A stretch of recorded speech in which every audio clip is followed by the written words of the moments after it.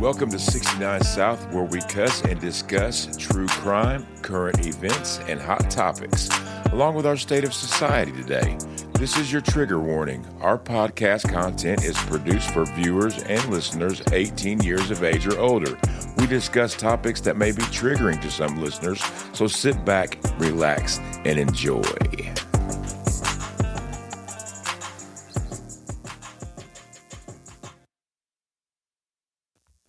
24-year-old Stephen Judy is facing the electric chair with remarkable calm. This was his first public comment in more than a year, and the last before his scheduled execution. There is a coldness about him when he talks about his crime, murdering a young mother and her 3 small children. I can't say I regret it, honestly. I don't lose sleep over it. It's just something that happened. About his own death. It's something I look forward to.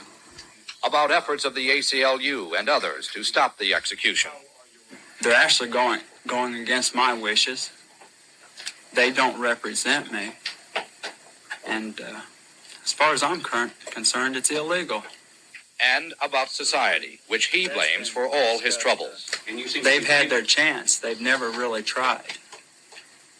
They've known from the time I was 10 years old that I was a very dangerous person. Welcome back to 69 South, everyone. I'm Chop, your host for the evening, and always with me is my beautiful co-host, Julie. Hey, everyone. Today we're diving into a story that's difficult to tell, one that shook the Indianapolis, Moorseville, Martinsville, Brooklyn communities back in 1979. It left a lasting scar on the communities. This is the case of Terry Lee Chasteen, a 23-year-old mother and her 3 young children, Misty, Stephen, and Mark, and the man who took their lives, Stephen Timothy Judy. This isn't an easy episode, people. It's somber. It's a somber look at a tragedy that unfolded on a cold, rainy day in late April and the troubled life that led up to it. So settle in and let's walk through this together. This story begins with a moment that at first seemed like an act of kindness. It was April 28, 1979. Terry Lee was driving her 3 kids, Misty, who was 5, Stephen was 4, and Mark was just 2, along the I-465 loop in Indianapolis. If you're not from Indianapolis or don't know too much about it, the entire city has an interstate, I-465, that circles the city, making a complete circle. The highway that loops around Indianapolis that I mentioned before, it's really the beltway hugging all of the suburbs, forming a rectangular loop around the heart of Indy. It doesn't just skim downtown, it gives a wide berth, keeping I-65 and I-70 as the only interstates cutting through the core. And that's basically just what it is. People call it the loop today because it just like loops around the inner city of Indianapolis. Yeah, you could drive on it for hours. I think it takes a whole hour to get around it. Hell, when we was young, we would just drive around it, just fucking around, honestly. Now, Terry Ann was heading to drop her 3 small children off with a babysitter so she could go to her job. She worked in a produce department of Marsh Supermarket. Life felt normal, routine even, but that day everything changed when a blonde-haired, blue-eyed young man flagged her down on the side of the road. Now, this man was driving like a decked-out construction truck with lettering on it. Looked like someone you would trust. Back then, in the late 70s, things were a little bit different than they were today. Crime wasn't as rampant as it is today. I mean, you didn't have cell phones. People relied on each other more. Now, he flagged Terry down and told her that he looked like one of her tires was coming loose, and he offered to help. She must have been grateful, relieved even, as he worked on her car. But what she didn't know was this was no random Good Samaritan. This was Stephen Judy, and he had a plan. I'm confused about this plan. My mind can't imagine anywhere where a vehicle is pulled over, waving other drivers down, especially on 465. No one slows down and have not for years. I'm sure it was just as bad in 79. What do you think? Well, I mean, it was different back then, man. I mean, people trusted each other. We were just out of the hippie era, you know what I mean? If somebody was flagging you down, especially, I mean, I've seen pictures of this dude. He looked like a normal blonde-haired, blue-eyed, handsome, All American yeah, type all boy. American young dude, man. And she probably thought, damn, he's trying to help me out. So she pulled over, and he was like, "Hey, lady, it looks like your back tire. Hey, I'm gonna hook you up, man. You got kids. I'm gonna try to tighten your back tire up." But it didn't go that way. Well, Judy did pretend to fix the tire, then claimed there was an issue with her emergency brake. He looked under the hood and disconnected the coil wire from the distributor cap, disabling her engine.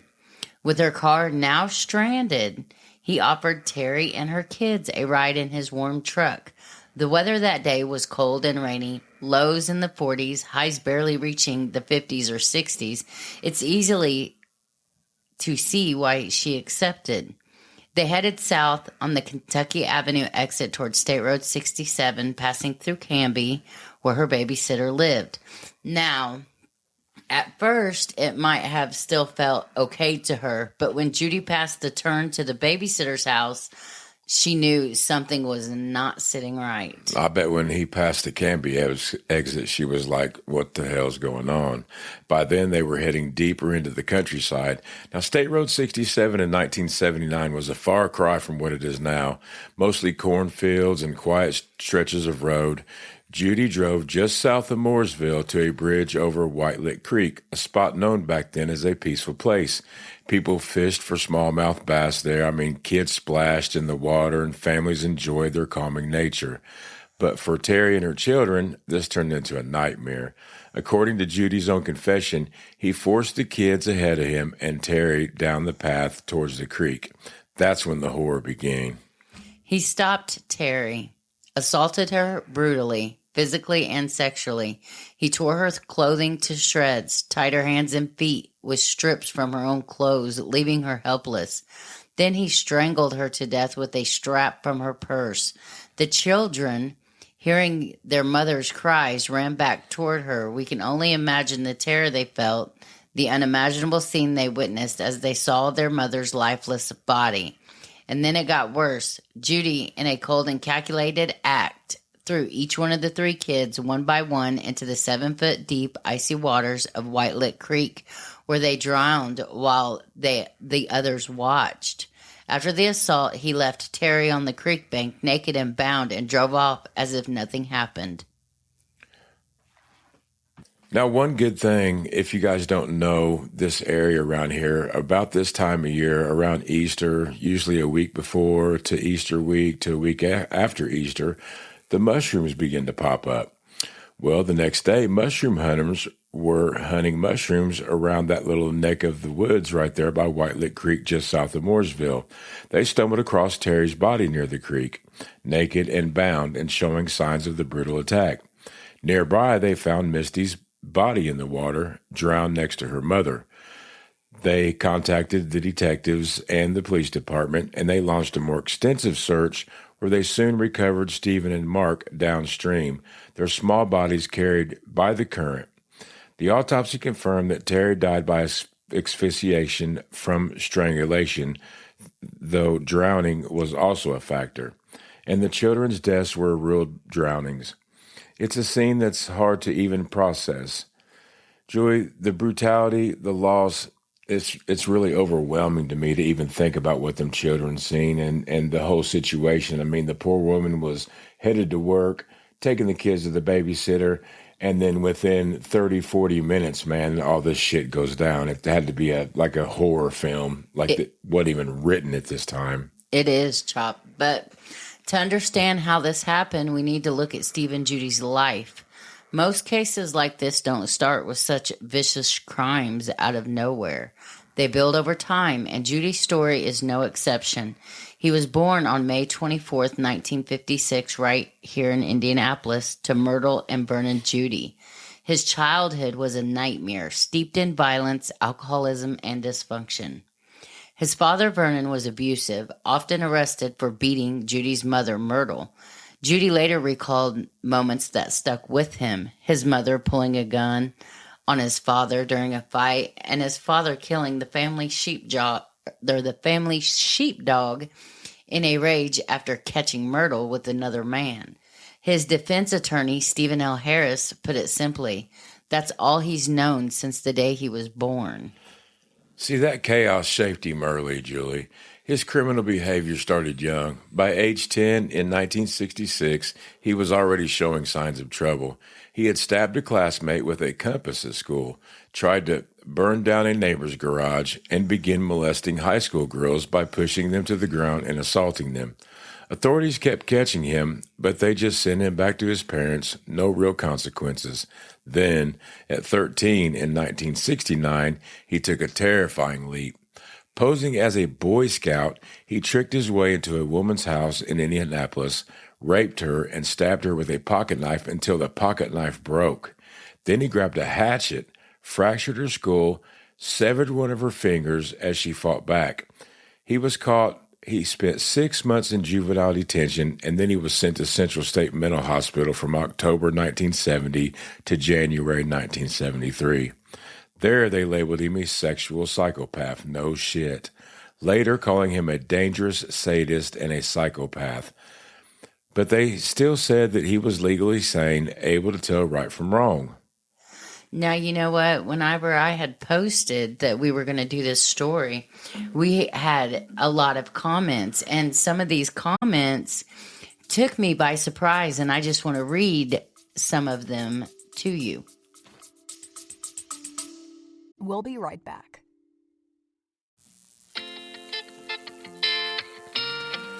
Hey, everybody, this is Chop from 69 South, man. While we're taking a little break, get up, get yourself something to drink, grab yourself a plate of food. But hey, look up shopcitadjules.com, man. Pick up one of our badass 69 South t-shirts. A portion of the proceeds goes to victims, and it helps support our show. Help keep the lights on here in the studio. We thank you all so much for listening. Everybody, just take it easy and enjoy life. That's what it's all about. See, I grew up around Central State Hospital, man. I lived right down the road from that. And me and my buddies, we used to ride our bikes and shit down through there. I was born in 73, and that's showing my age. So this would have been a little bit after he was there. But they had like a 12-foot fence around Central State, man, and all the crazy dudes would be in there, like the criminally insane people, and we'd be up there throwing them cigarettes and shit. It was pretty wild. I mean, it was kind of cool as a kid. We go, drive our bikes through the crazies and shit. It was pretty wild. As a child, we'd check that shit out.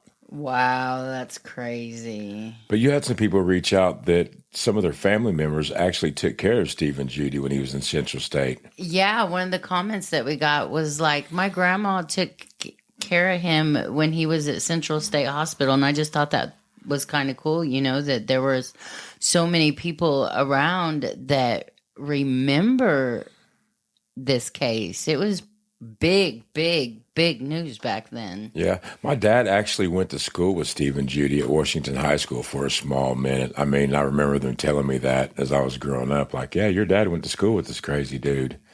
But could you imagine, though, even 13 years old, to have the mindset to pretend like you're a Boy Scout, get into some elderly woman's house, stab her until the knife breaks, and then grab a freaking hatchet, man, and try to crush her skull and cut one of her fingers off. I mean, and then do 3 months in a juvenile detention center, and then obviously locked up for 3 years at Central State, which that's pretty fucked up deal as it is, but still. Well, exactly. That's chilling. At 13 years old, with that level of violence, and it started even earlier at 10. After his release in 73, the state placed him in foster care with Robert and Mary Carr. But they weren't told the full story, just that he'd accosted a woman and had a breakdown. Mary Carr later said that she felt betrayed by the system and that they'd put her family and society at risk by hiding his past. And she was right. He didn't stop. Over the next few years, he kept up a pattern of violent sexual crimes. By 1979, when he crossed paths with Terry Chastain, he was out on a $75,000 bond for a supermarket robbery he'd pulled back in 1977. Now, he got out on bond. It was April 24th of 1979, and he murdered Terry Chastain 4 days later. Not to mention, we also found out during our research that he was still on parole In Illinois. from a 3-year bit he did in Illinois. Exactly. Based on what we know, here's how his criminal history unfolded over the years. At 10 in 1966, he was molesting the high school girls that we had spoke about. He burned down a garage and stabbed a classmate. At 13 in 1969, there came the rape and attempted murder with a hatchet, God bless her soul. In his early teens, around 1970 to 73, he committed multiple sexual assaults and rapes. Exact dates are fuzzy until his later confessions. At 17, in 1973, he confessed to murdering 2 women in Louisiana while staying in New Orleans. At 21, in November of 1978, he murdered Linda Overzacht, a disco dance instructor in Indianapolis, and raped another woman here, leaving her tied to a tree in a wooded area. Her survival is unclear. Around the same time, 78 to 79, he confessed to kidnapping and raping a woman in Louisiana, throwing her into a swamp, fate unknown. He was also suspected in other murders across Indianapolis and beyond. Then, at 22, on April 28th of 1979, he committed the crime that brought us here, raping and murdering Terry Lee Chastain and drowning her 3 children, Misty, Stephen, and Mark, in White Lick Creek. The penalties, or lack of them, tell a story too. From 10 to 13, he kept getting released back to his parents. No real punishment, probably because he was a kid and the system wasn't tough enough then. From 17 to 22, those confessed murders and rapes in Louisiana, Texas, California, and Indianapolis. No penalties recorded. He slipped through until 1979. It wasn't until he was arrested in May of 1979 at the age of 23 that justice caught up. And I would like to talk about how he got arrested in Terry Chastain's murder, because it's an amazing story, actually. It's definitely an amazing story, and it's definitely an act of God in my eyes. See, there was this young man, and he went to Moorseville Christian School. Mm-hmm. And every day, this boy, and we're going to mention his name later because he is a hero in my eyes, every day he would sit and watch out the window in his classroom, and the construction company that Steve and Judy worked for, that I believe his adopted father owned, which his adopted parents were victims too, as far as we know, the research we done. He would look out the window and he would daydream about doing construction. He saw this same construction truck there at this job site every single day. So on the Saturday morning, him and his father had went to some kind of a prayer breakfast or a prayer brunch or something. Mm-hmm. Well, he saw the same truck that Steve and Judy had been parking at the construction site, parked at the bridge near White Lick Creek. And when all this came about Terry Lee Chastain and the babies being found and drowned, they went to the police and said, hey, this truck has been parked at the construction site right across from my classroom window. What a freaking amazing story that is, man. That just blows me away. And I was aware of this story for a long time, but that is a part of it that I was completely unaware of. He wasn't the only witness that said they saw that truck there, but he was the one that mainly put Steve and Judy at the scene at the time. Just to think, a little 10, 11-year-old boy just daydreaming out the classroom window, like they all do, not paying attention to what they're supposed to. And thank God, his eyes were on that truck because he remembered it vaguely. Now, the arrest came quick after the Chastity murders, Julie. Judy first denied it, saying he was with his girlfriend, but she contradicted him. Evidence piled up. A semen-stained coat was found at the scene, witnesses tying him to the truck, and he confessed.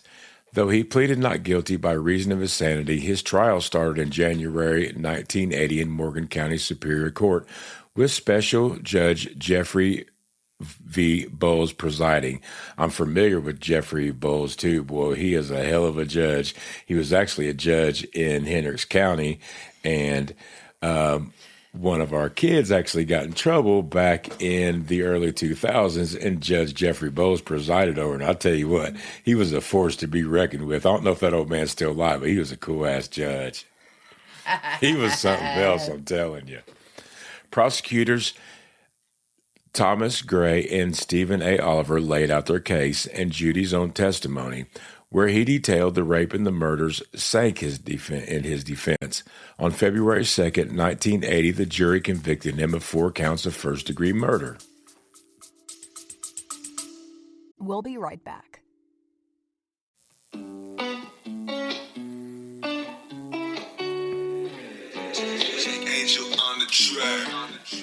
Hey everybody, this is Chaw from 69 South. Are you ready to elevate your space with aromas that'll set the pace? Scented Jewels, Indiana's pride, with aromas you can't hide.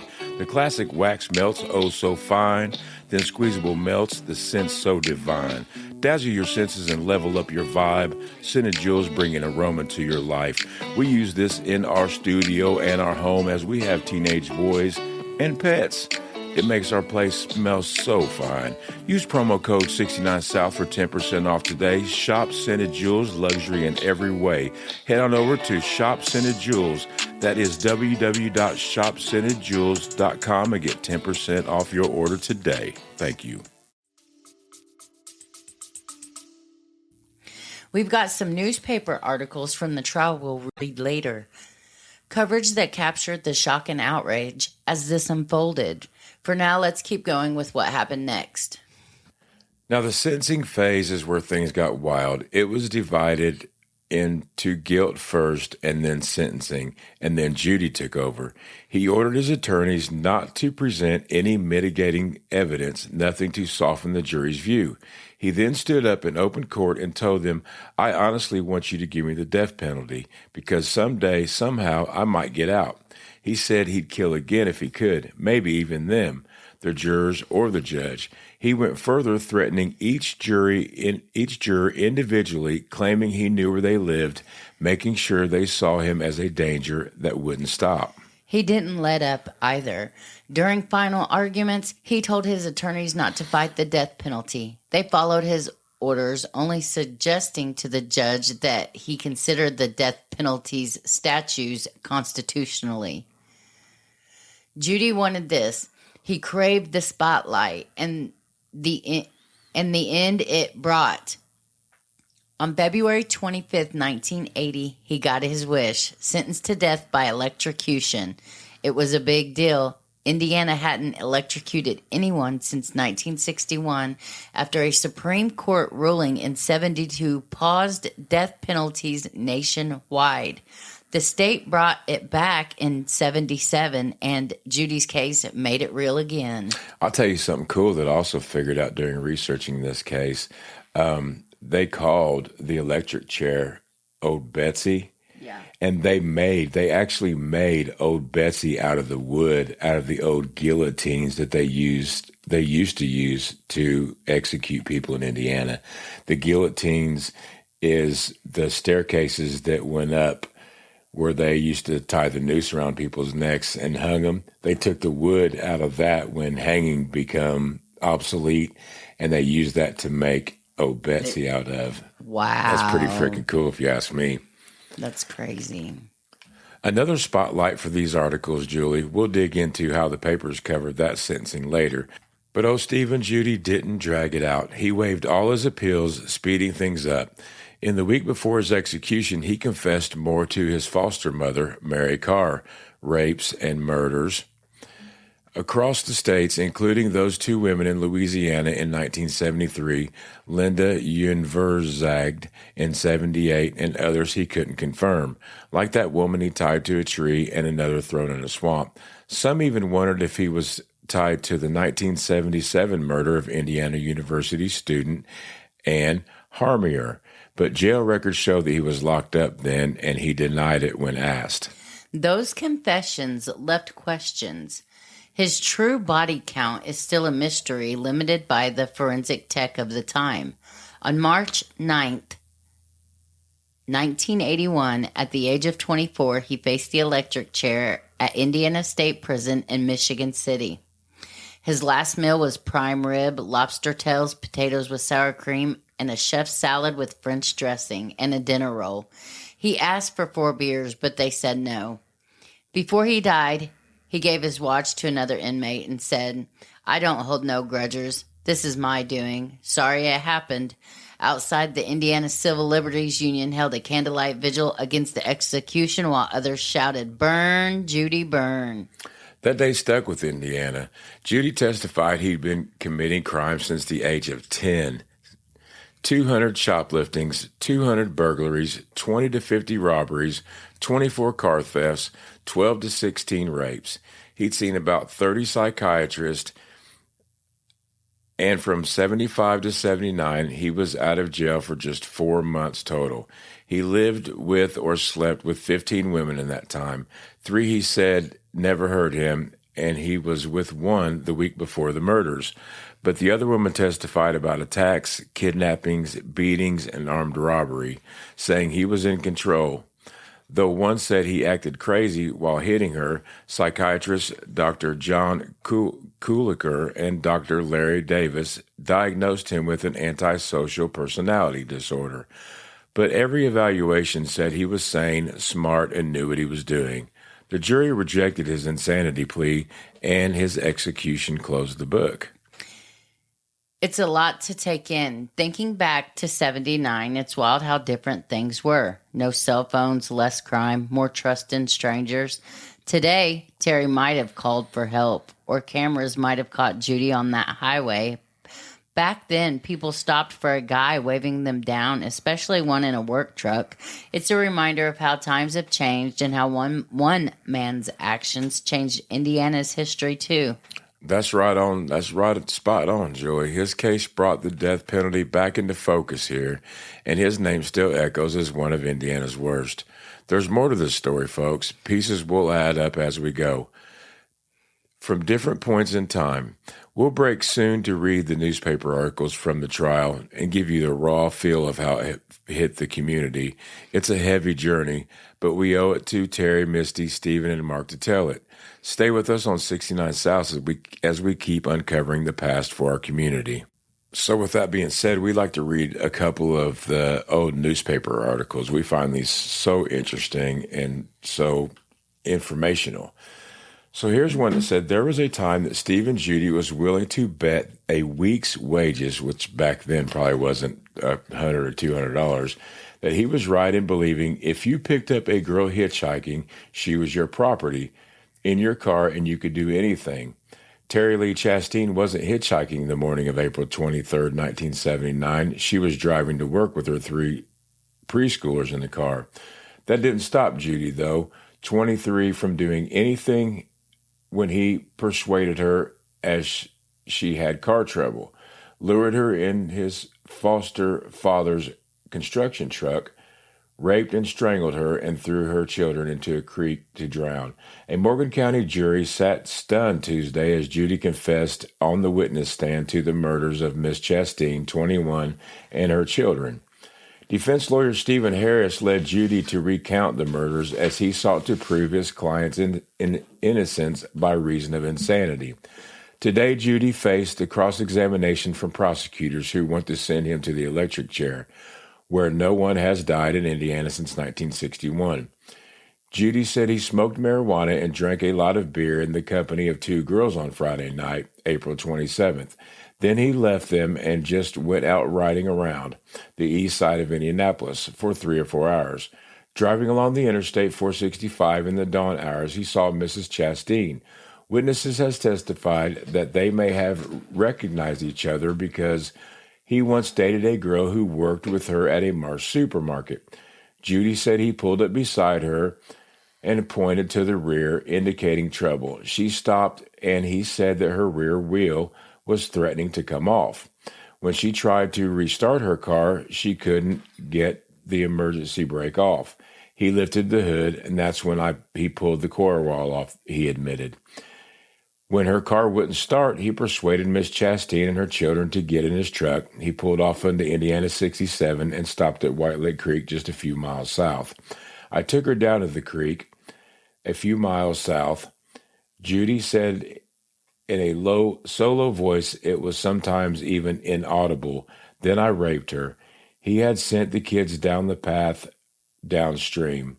There was a wound on Miss Chastain's chin, and the state contends that she may have been threatened with a sharp instrument such as a screwdriver. I started to tie her up with parts of her red and white clothes, he said. She started crying, "Don't leave me here." The children heard their mother screaming and returned. When they came back, she was lying there all tied up and hollering and screaming, and they were all right there under my feet, he said. I picked her up and I threw her down a small slope into the water. I then grabbed Misty and threw her into the creek. I grabbed the two boys and threw them into the creek as well, he said. Harris asked Judy when he realized what he had done. When I looked back and I saw one of the little boys in the water, he said. Judy said that he had not intended to kill either the woman or the children, but that he loses control of himself during a rape. Do you feel like you're a dangerous person? His attorney asked. Yes, Judy replied. Harris asked if Judy would turn loose. Do you think the same thing would probably happen again? Yes, he answered. Do you think you're insane? The lawyer asked. I don't know, Judy said.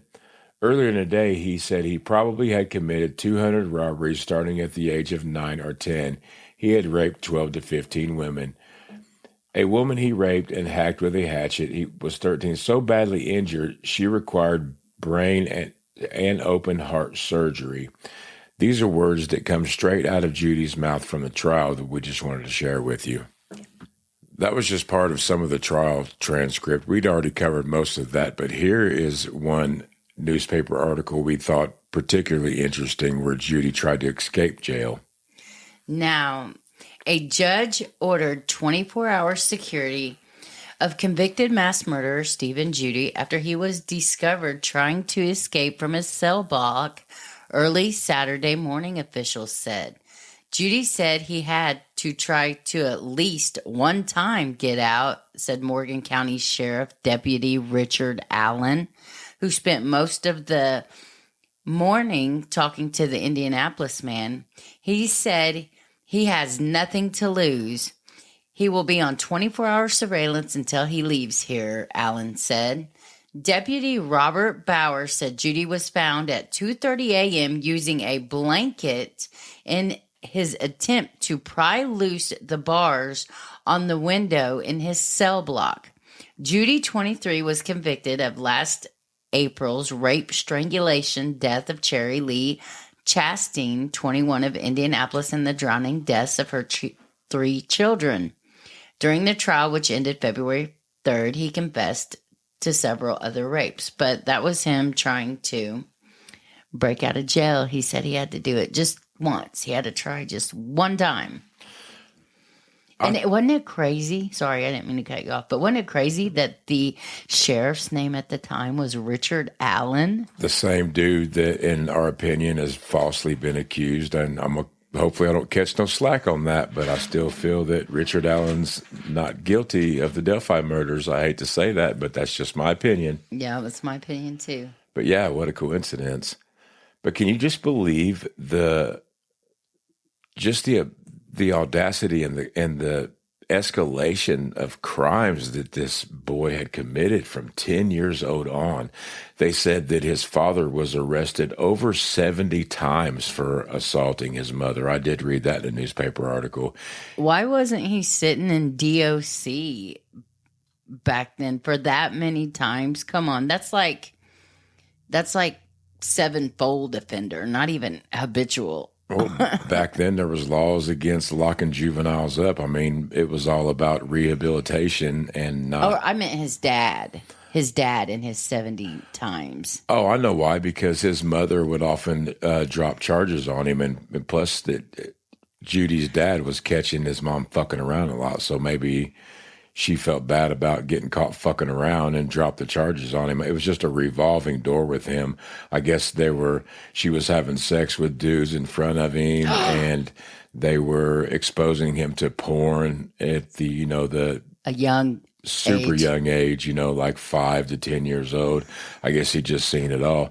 You know what? I was exposed to a lot of shit like that when I was a kid, but it didn't make me want to go act like a Boy Scout and chop some poor lady up with a hatchet. I mean, that's fucked up. This dude was born fucked up. And you know what? I know that a lot of kids have to grow up with very difficult childhoods. But let me tell you what, I've seen people grow up with some of the worst childhoods you can imagine and turn out to be one of the best people in the whole wide world. Well, thank you, baby. But yeah. I mean, when you watch the interviews of Steve and Judy and the press conference that they had about his execution, he didn't seem like he was like super smart, but he didn't seem like he was super stupid either. He may have sounded like a little bit slow or something. Or I bet you that was him and his manipulation tactics. You think so? Oh, yeah. Yeah. But he did literally threaten each one of the jurors, tell them that he knew where they lived. And I just think the story is so awesome about the little church boy that recognized that truck. I mean, how amazing is that? I know we've already said that, but I like bringing that up again because that just blows my mind. If it hadn't have been for him, and I like to give him props. I think we can go ahead and mention his name. He should be proud of what he did. Yes, his name is Eddie Williams. And he used to look out the window of his 8th grade classroom at Moorseville Christian Academy and watch the new houses being built across the road. At the time, and I think up to this day, this is one of the worst crimes that Morgan County has ever been a witness to or seen or ever been committed in Morgan County. And thank God for mushroom hunters, man, because they found her quick. Yeah, and this is about the time that we need to be going mushroom hunting right now. I hope we don't run into some shit like that, or if we do, I hope we can save somebody. Good Lord. Wow, I don't even want to think about. I've actually been down. I've actually been down at that spot a few times. Me and my Uncle Finley, man, he used to take me down there smallmouth fishing. If you walk down White Lick Creek right there, there's a bunch of deep holes, man. My Uncle Finn we'd take little small crawdads and we'd catch the shit out of smallmouth bass down there. We loved it. Didn't you say it flooded real bad there, like one time, and then there was like mushrooms everywhere? Well, there's a Kroger's little strip mall right there. If there's a light there right now, just north of the White Lick Creek Bridge, and there's a field right there next to the Kroger's in between 67 and the Kroger's right there. And one time it had flooded real bad, kind of like it has this year. And that whole field was full of mushrooms. I guess where the water had washed the spores all through there. That's cool. I'll tell you another thing I thought was real crazy is most people that's on death row, I mean, I know this is weird to say, but they're kind of pussies. They're going to kill somebody, but they're scared to death to die. This dude was like, fuck it, kill me, give me the death penalty. I'm ready to go because if you let me go, I'm going to fuck some other people up. And he was pissed at the ACLU for even trying to stick their nose in his business. He said it's almost illegal. They don't work for me. I mean, I thought that was kind of fucked up. He wanted to ride the lightning. He wanted to ride the lightning. Wow, he got his wish. He sure did. And I don't think there was very many people that attended his execution. I believe it was his adopted parents and his lawyer. And I think that was about it. There may have been some of I don't even think any of the victims' family. I could be wrong about that, but I don't think they even attended it. Did you know there was a book wrote, too, about Steve and Judy called Burn, Judy, Burn? Yeah. And that book got banned. it got banned. And you know what? I tried to buy it the other day on Amazon and get it put on my Kindle, and they took my money for it, but they didn't upload my book on my Kindle, so I was kind of aggravated about that. Really? I don't know why, but I'm looking into it. If anybody has a copy of that book, man, I would definitely recommend reading it because everything we've looked up, we've basically told you. And I've just always been intrigued with the case, one, because it was so brutal and so shocking for this time of society. And your dad went to school And with my the dad dude. went to Washington High School with him. And we're going to do a little bit more investigating on his foster mother because we've heard a little bit of weird shit here and there about maybe something that was going on between him and her. They were only 7 years apart. Yeah, Stephen Judy and his foster mother was only 7 years apart, which I thought was really weird. And also, I think they were done wrong. They were told nothing about Judy's past when they fostered him. And another thing, his stepbrothers, when they testified at his trial, they said that they never saw any meanness whatsoever out of Judy, that he was a loving brother. They'd never done anything mean to him, that he was just as nice as he could be. He must have been like a freaking chameleon, man. Oh, definitely. I mean, to work a construction company, to have your whole family fooled, and then go out at night and chop bitches up and rape women, and, it's just insane. Dahmer 2.0. Or no, Dahmer was boys, wasn't he? The devil was definitely full of that boy, for sure. Oh, yeah, pure evil. But, well, that wraps up the Stephen Judy case.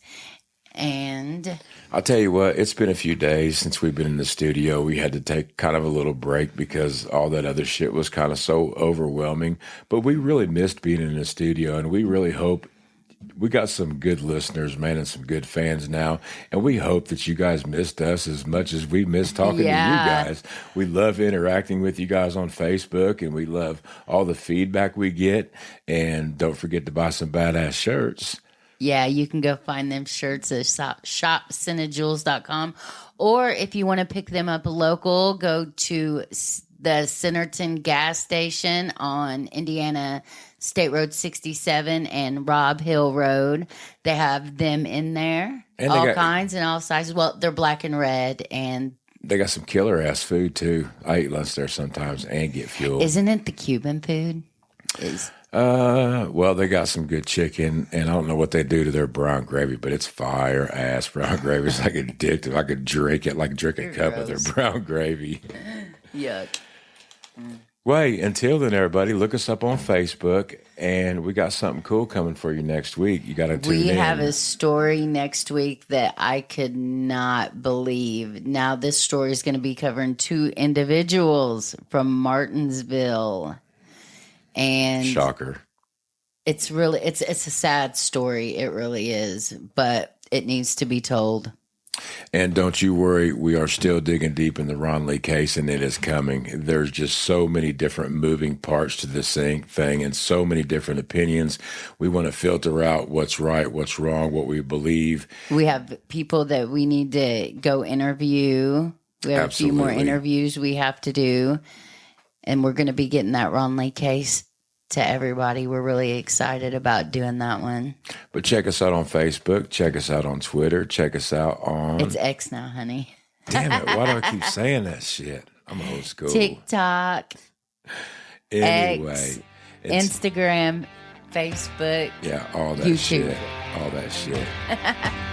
But until then, we hope you have a good evening. We hope you enjoyed this episode. Have a good evening. Have a good morning. Have a good night. Whatever.